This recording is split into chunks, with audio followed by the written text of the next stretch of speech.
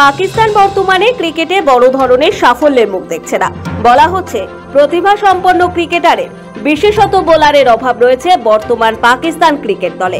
এরকম প্রেক্ষাপটে একটি বিষয় সম্প্রতি আলোড়ন ফেলেছে।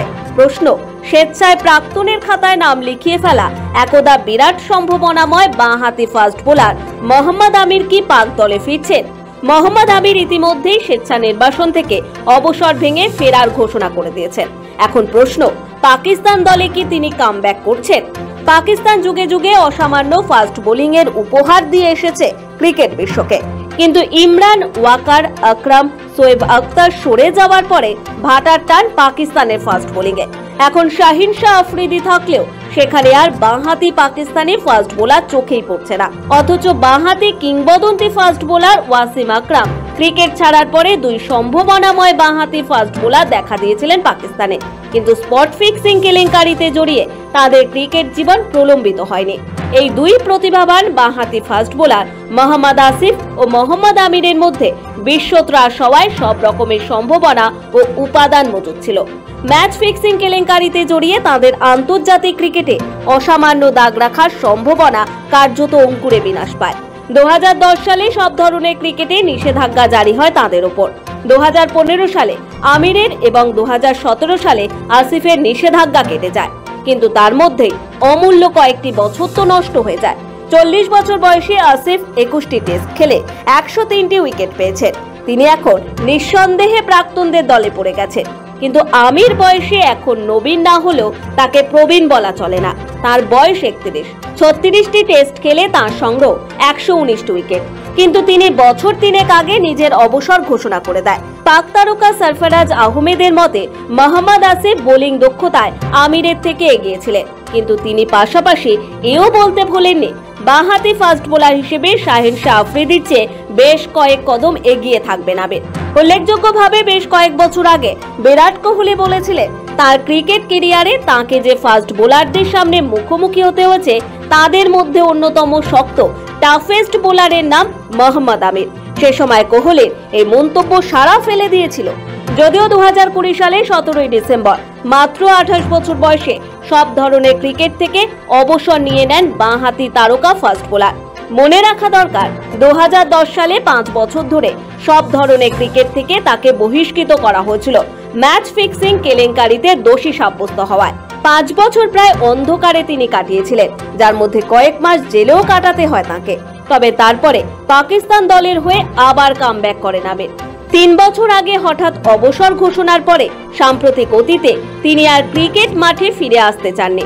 2 মাস আগেও 31 বছর বয়সী এই তারকা মাঠে পাকিস্তানের জার্সি পরে না ফেরার সিদ্ধান্তে অটল থাকেন। একদিনে ক্রিকেটের বিশ্বকাপে নদীম শাহ আহত হলে তিনি সাংবাদিকদের জানিয়েছিলেন তার ক্রিকেটার হিসেবে অধ্যায় শেষ। তিনি আগামী দিনে কোচিং করাতে চান। এবার 9 জুন কি টি20 বিশ্বকাপে ভারত পাকিস্তান ম্যাচে দেখা যেতে পারে কি চলছে তাকে ঘিরে, কি অবস্থান পাক ক্রিকেট বোর্ডের, মোহাম্মদ আমির নিজেই বা কি বলছেন?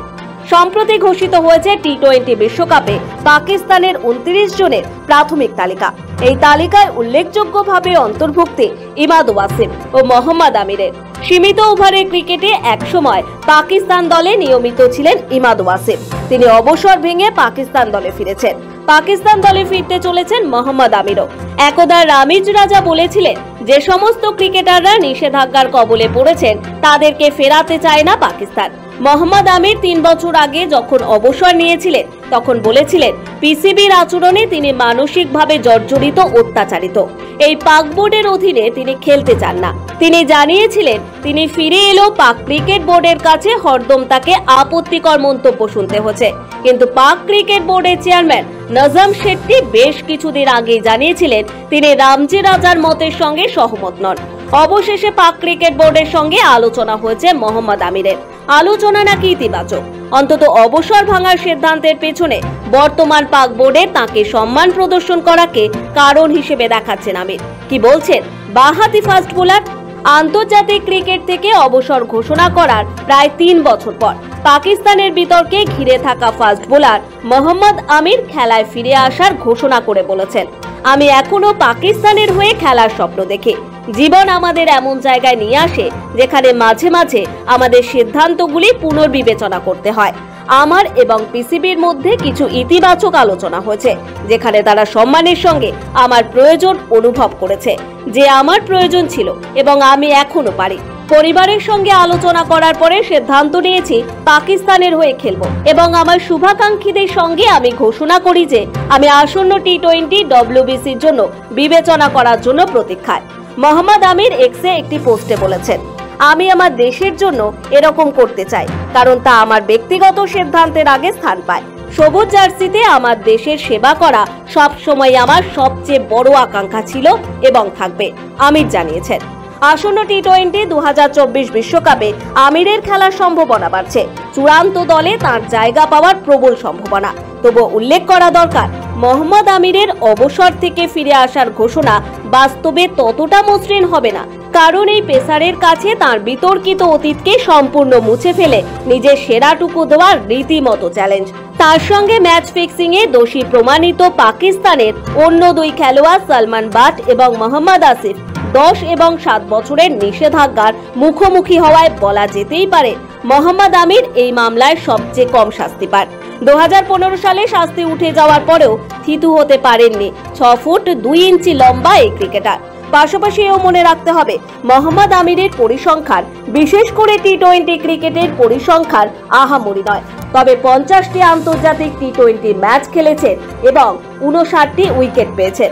আমিরের বোলিং গড় 21.16, তবে চমকে দেওয়ার মতো তার ইকোনমি রেট। অত্যন্ত কৃপণ হাতে ওভার পিছু 7.20 রান দিয়েছেন আমির। ক্রিকেটের সংক্ষিপ্ততম ফরম্যাটে 5 উইকেট না থাকলেও 13 রানে 4 উইকেট তার সেরা বোলিং।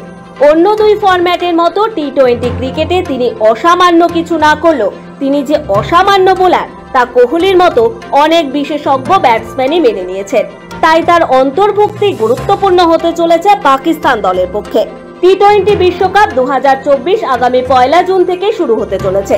মার্কিন যুক্তরাষ্ট্র এবং কানাডা উদ্বোধনী ম্যাচে একে অপরের মুখোমুখি। হাই ভোল্টেজ ভারত বনাম পাকিস্তান টি-20 বিশ্বকাপ 2024 মহরণ 9 জুন নিউ ইয়র্কে নির্ধারিত, যেখানে সাদা বল হাতে ছুটে আসতে দেখা যেতেই পারে বিশ্বে এই প্রজন্মের অন্যতম সেরা বাঁহাতি ফাস্ট বোলার মোহাম্মদ আমিরকে।